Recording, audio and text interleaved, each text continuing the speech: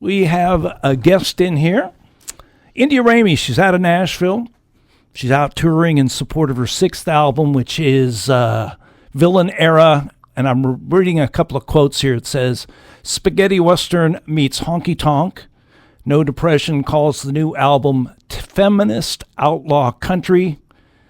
And she has been called the Wednesday Addams of Country music. We got to find a little more about that. Welcome back. Thanks for having me. Okay, let's just get that out of the way. The Wednesday Addams. Did you come up with that?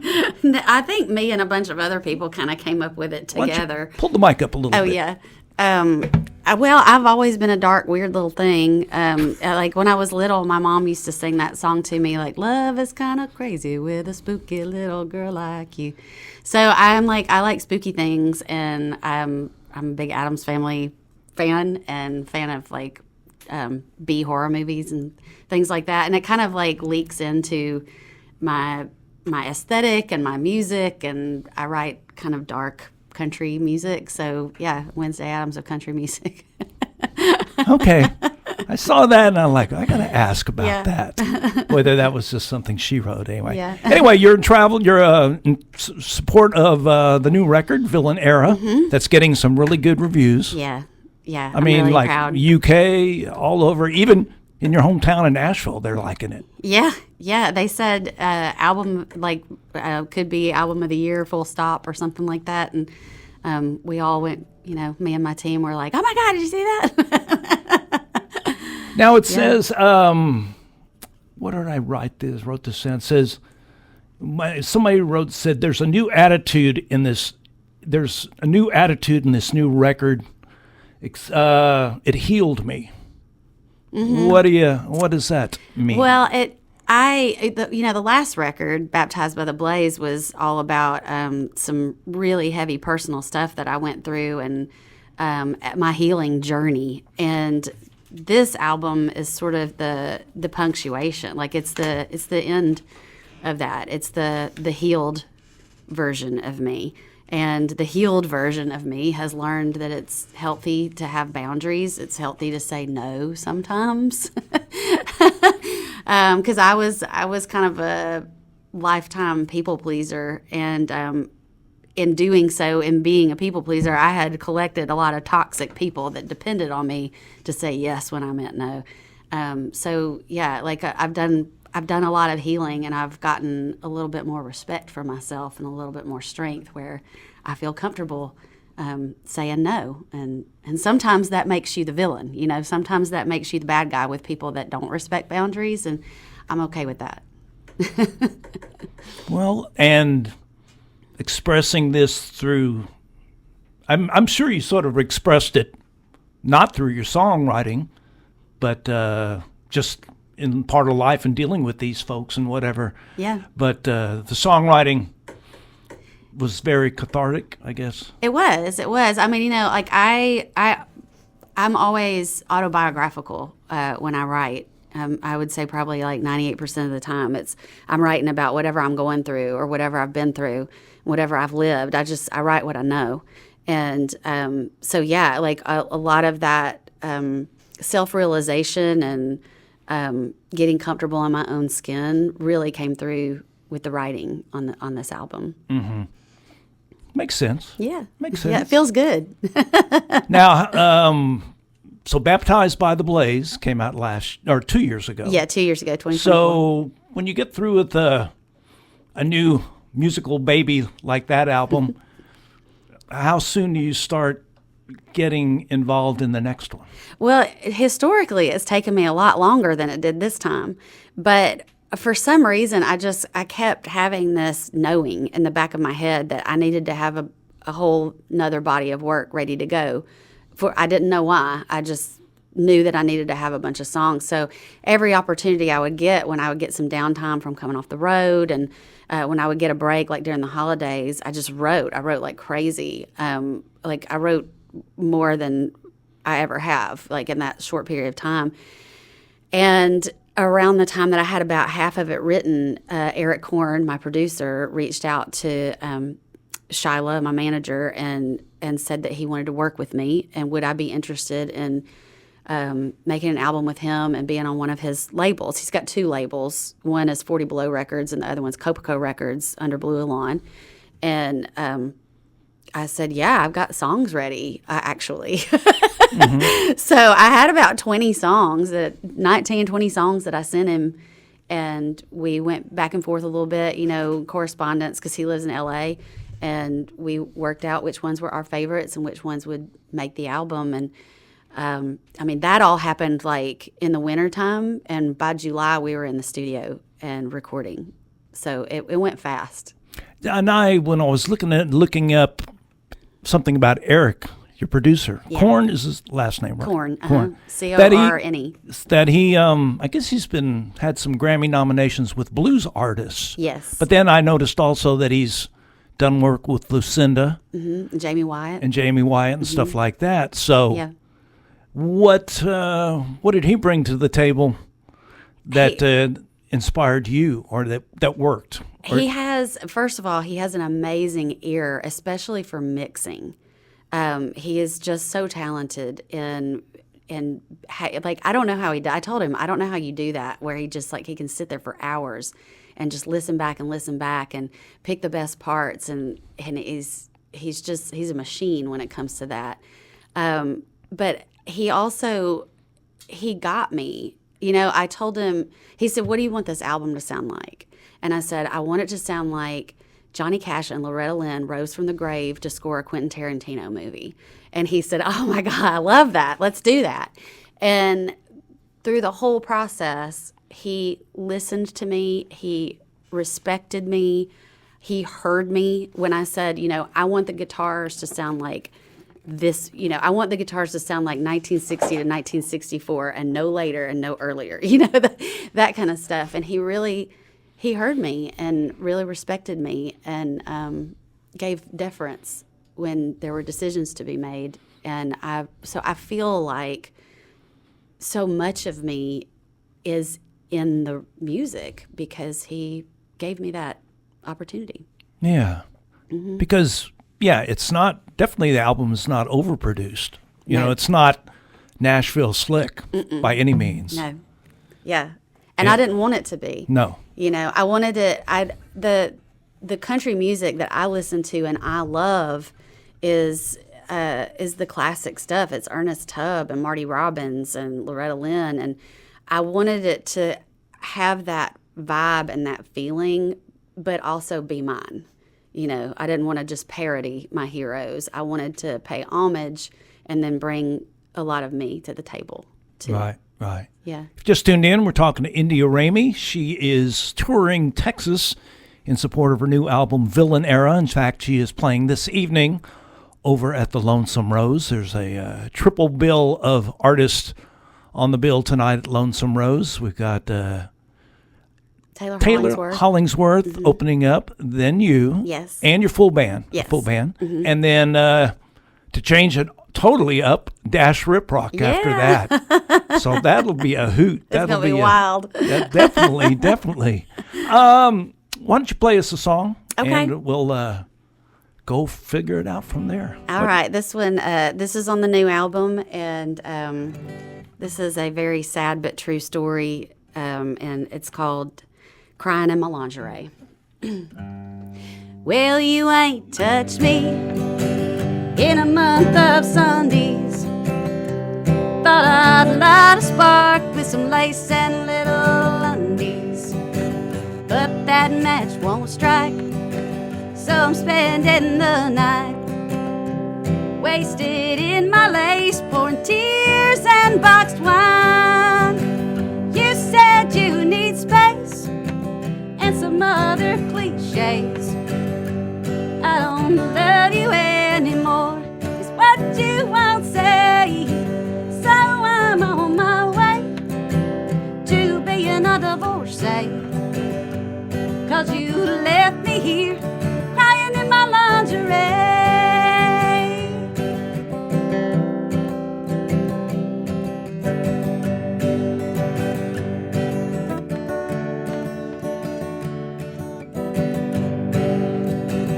Oh, on our big day, in front of God and family, to love and have and hold on to me always.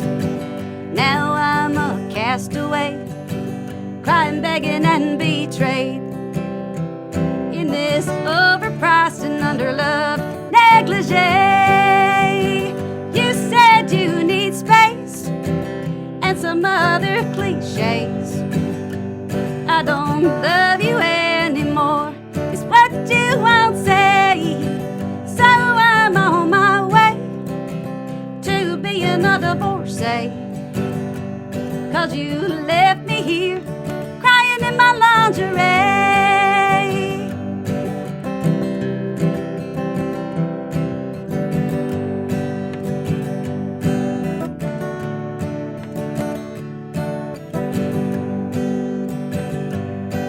Now who are you to make me feel this way? When turning off the TV is your idea of foreplay. You said you need space and some other cliches. I don't love you anymore, is what you won't say. So I'm on my way to being a divorcee. 'Cause you left me here crying in my lingerie. Yeah, you left me here crying in my lingerie. Yeah, it's fun video also. So how many boxes of Kleenex did you go through making that video? A whole box. It was just one box of Kleenex, but yeah, we had a lot of fun with the tissues. Yeah, and it's a simple video. Yeah, I mean, we just set up a curtain in my bedroom, and that ottoman is just kind of in my little dressing area, and I found that little nightgown at a vintage market and somewhere in Nashville, and ordered those little shoes, and we just set it right up there in my, The shoes are room. pretty hot. Little marabou slippers. I'm telling you. We're talking to India Ramey. She's playing tonight over at the Lonesome Rose with her full band, and she's traveling in support of her new album, Villain Era. Back with India Ramey here. So you recorded it out in California. Yes. And Eric, your producer, put together a pretty decent band, studio band for you. He did. Mention some of the folks. Oh, gosh. Eugene Edwards, he's played for Dwight Yoakam for over 20 years. He's an incredible guitarist. Chris Masterson, he's in the Mastersons, but he was also in Steve Earle's band. Ted Russell Camp, he does a lot with Cheater Jennings. Boo Bernstein played pedal steel. He's done a lot of cinematic work, and he plays with a lot of Latino bands. And Kevin Brown is a great drummer. He plays with the Doohickeys. I love the Doohickeys. I love what they're doing with their music and their comedy and just them as people. So he plays with them a lot, and I've played with him when I've been out there. Haley from the Doohickeys, she did the backup vocals. I hope I'm not forgetting anybody. Eleanor Whitmore, she played the fiddle on some of the songs, and it was a real honor to get to play with them because they're just monsters of music, and we played as a live band when we tracked for the 3 days in LA, and I've been joking. I was like, my imposter syndrome drove me to the studio every day because I was like, I can't believe I'm going to be in a band with Eugene Edwards, But the thing about working with people at that level is they don't have an ego at all. They're not there to make you feel small or make you feel less than. They were there to build me up and support me and make the album that I wanted to make. And they were collaborative and creative, and it was really a dream to get to do this with them.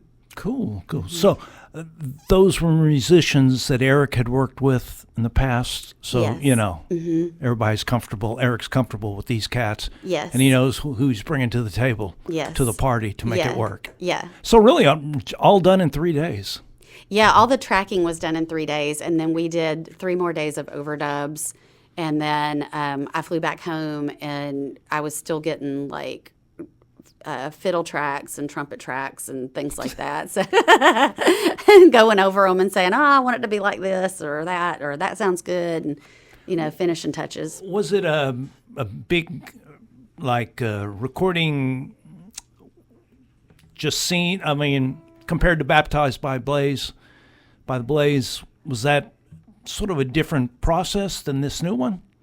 Yeah, it actually was, because Baptized, when I worked with Luke Wooten, we tracked that entire album in one day, and I didn't play with the band. They all went in as a live band and tracked, and then I came back a week later and did vocals. So it was very different. Yeah. Okay. And that one was done in Nashville? Yes. Yeah, that one was done in Nashville. Yeah. If you just tuned in, we're talking to India Ramey. She's playing this evening over at the Lonesome Rose. And then actually she's got a gig tomorrow afternoon, right? Is there an afternoon gig or tomorrow evening? Yes. Yeah, we're at Devil's Backbone in Fisher, Texas, tomorrow afternoon from 1 to 4. It's a long one. We're doing 3 hours with a little breaky poo in the middle. That's a fun spot, though. It is. It is like, before, oh my gosh. Yeah, we played there last time we came through, back in October. Mm-hmm. And it was sort of like on my bucket list of honky tonks and taverns that I wanted to play. So we had a big time. We had a big crowd, and we had a lot of fun. Because it's I guess the last time you came through was when you were promoting the last album. Has it been that long? No, we came back. So that was like a few months ago. No. That was in the fall of 2024, and then we came back this past fall in 2025. Mm-hmm. So we've been here one more time since that one. Got it. Mm-hmm. And I would like to also tell you, so I do the wrangling for this show, and so we report to a couple of radio charts, mm-hmm. and I keep track of the spins. And out of 196 records that we added in 2024. Mm-hmm. Yours got played the most on here. Oh, wow, thanks. And so where's that pail? I haven't got that pail. I know. Well, check's in the mail. Yeah. No, I'm super surprised at that. I mean, not surprised, but it's good. It's somebody that we had not played any of your music prior to that. Yeah. And I don't tell the other DJs what to play. If you give us the record, we'll play anything that's FCC clean, and it got played the most. Yeah, that's great. Of 2024. So out of 196 records, India Ramey, number one. I love that. I love being number one. I like getting A's. Very good. Tuning in the background because she cares. Because that last one was out of tune. I've got old rock and roll ears, so sometimes I was a drummer in the day, so it's like, okay, I don't really understand that. Talking India Ramey, she's playing tonight over at the Lonesome Rose, got a new album, Villain Era, that just was released, when, last week or the week before? Yeah, May 8th. May 8th. Mm-hmm. So it's a big process to put these things, to write the songs, mm-hmm. to record the songs in another state. Yeah. And then you finally have this musical child. Yes. And then you got to go haul it around. Yeah. Try to get it into a good college. And is it a relief, or is that when you're like, oh, now the work really begins? Or are you sort of panicking, like, well, hopefully people like it? It's a little bit of all of that. It's a relief in that, it's been well received so far, press wise. And so that's a huge relief. I mean, that's one of the things, like whenever a couple of months before you put the record out, you're always wondering, like, will anybody care? Like, is anybody going to give a crap about this album? And then you find out that some people do, so you relax a little bit. But yeah, I mean, there's and then the next phase comes is taking it out there to the stages and to the people, and that's the most important part, is making the human connection. And I know it's hard for people to come out to shows right now because people ain't got no money right now, and I'm just so grateful for everybody that comes out and transports away from reality for a little while with us through music. Yeah, exactly. Yeah. And Lonesome Rose is a good spot for your honky tonkin'. It is. Your It's twangy honky tonk stuff. heaven. It's twangy stuff, which is good because a lot of the stuff, there's a lot of country pop out there. Thank God you didn't Yeah. go that route, girl. There's a lot of country poop out there. Yeah. Just because we don't like it, Yes. don't be judgmental. Just because It's we true, don't yes. care for it. Yeah. It's not my jam. I'll put it that way. So, do you even think about what's up next in the way of recording wise? Yes. I mean, that's the thing is I don't know. I think like overachievement is one of my special trauma responses. So I'm always like, I got to do better. I got to do better than the last one. So I'm already in my head about what the next set of songs needs to sound like and what the next album needs to sound like and, how I'm going to do it, where I'm going to do it, when I'm going to do it. And I'm always, a year or two ahead. Yeah. In my mind. A lot different than the law business. Yes. Yeah. It's a lot more fun than the Sure. law business. Of course, you're talking about getting paid at a Thursday night gig in Nashville. It's maybe not the most lucrative. Yeah. You know what? Neither was the law, though. I never really made all that much money when I was lawyering because, for a large part of it, I worked for the government. So I didn't make that much. It was that prosecutor job that I had was a labor of love, But this that I'm doing now has so much of a reward as far as being well with my soul. Mm-hmm. I was looking at another quote. Can't remember where I got this from. It says, "She leaves no doubt as to her status as one of modern country's most powerful and singular talents, either an essential career album." That must make you feel good. It makes me feel really good. Yeah, I mean it's nice when your work resonates with people, and I feel like I really feel understood in this album. I really feel heard, and I'm just so proud of the work. I'm so proud of the songs, and like you said, they're like my babies, and so I'm happy that my babies are getting some love.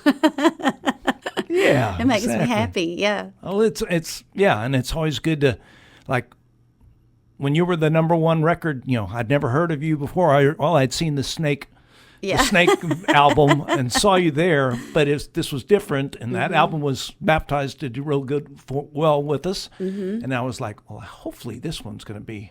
Yeah. I'm going to like this one too. Yeah. And it's definitely twangy. Yeah. And there's not enough twang in the world. There's not. And I spent a lot of time messing around and not stepping fully into the twang like I wanted to. Whenever I set out to do this, whenever I quit my day job 15 years ago to do this, I was inspired by Nico Case's early work, like the work that she did on Furnace Room Lullabies. And there was a lot of twang in that, and there was a lot of twang in the Virginian. But I was in a music community in Birmingham that was not super accepting of twang. So I was like, trying to ease into it, and I'd sneak it in every now and then. And at some point I was just like, you know what? No, this is what I want to do. I'm all in. There you go. Yeah. We appreciate that. Stick to your guns, girl. All right. We're sort of tuned up, right? Yeah, I think so. I mean, this thing's not to stay in tune. I don't know why today. I think it's being fussy, but I'll do my best. If you just tuned in, we're talking to India Ramey, and she is playing this evening with her full band over at the Lonesome Rose. What you got? Scattered and Smothered. And we're going to keep it clean. Okay. All right. This is a song about the Waffle House. Well,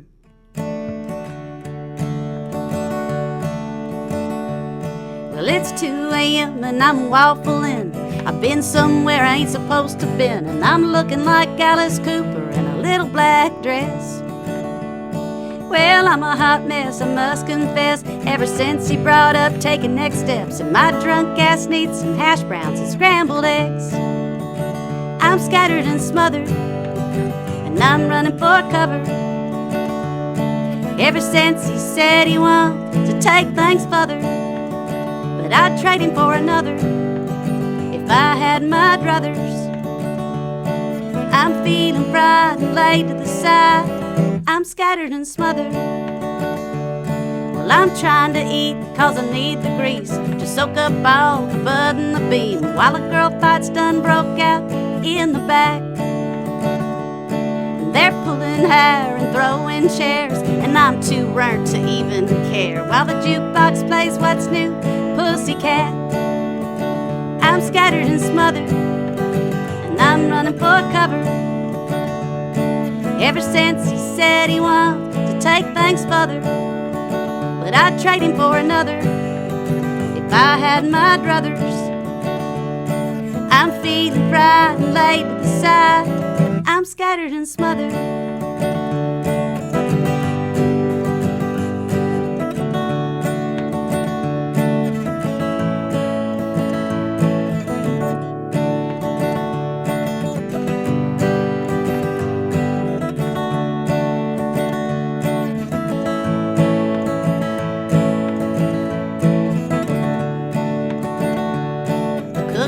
I'm calling 911. The waitress quits and throws her apron. Girl, I feel ya. Stick a fork in me, I'm done. I'm scattered and smothered, and I'm running for cover. Ever since he said he wanted to take things further, but I'd trade him for another if I had my druthers. I'm feeling fried and laid to the side. I'm scattered and smothered.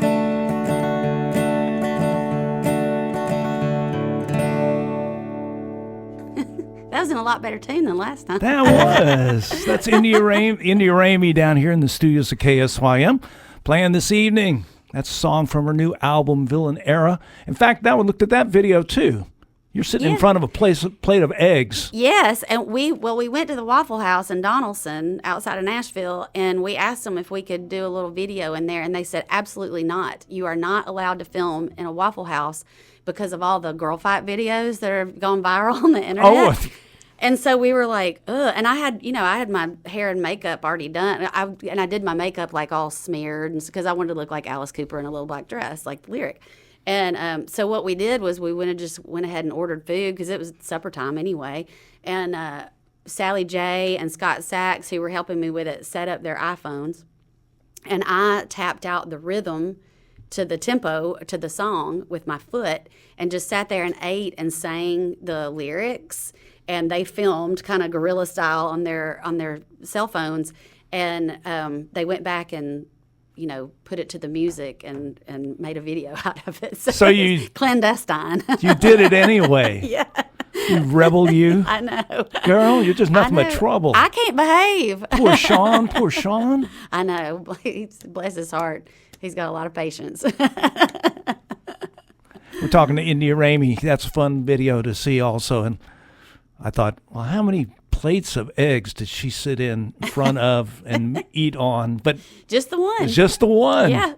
And you tapped your. That's yeah. Excellent. I just tapped the tempo with my foot and sang to the tempo, and it synced up quite nicely. Yeah. Very good. All right. What else do you? And you played at the White Horse, and it said, yes. Oh, no, it was at the 5 spot. You turned it into a gothy tonk. Yeah. Yeah, gothy tonk has become sort of a little joke with us and become part of the brand because John Miner, my guitar player, and I were on stage one night, and I was trying to describe to these new listeners and this new audience, like, what kind of country music I do. And I was like, I mean, it's like classic country, traditional country, but it's kind of dark. And I was like, what is it? Is it like Metallicana? And John Miner said, gothy tonk. And everybody laughed, and it just sort of stuck. Yeah, you had a big sign on the stage there and everything. Yeah. That's We've fun. got gothy tonk t-shirts. Lucinda Williams wears her gothy tonk t-shirt a lot. She loves it. I might. Do you have men's sizes in those? Yes. Oh, yeah. We got unisex. There we go. Yeah. And so what time do you come on tonight? I come on at 9:45. Okay. Yeah. Because I did tell you we do have sort of a sporting event happening. Yeah, you got a ball game. Not in town, but it's there's a lot of people interested in this Spurs game Sure. tonight, Sure. which they should be. Yeah. But it doesn't. You can still see India Ramey and still catch the end of the game after that, I would think, for sure. Yeah, it can be done. We can do hard things. Or you can just watch it usually on your phone somewhere. We can multitask. You can watch it on your phone while you're listening to India Ramey. Yes. All right.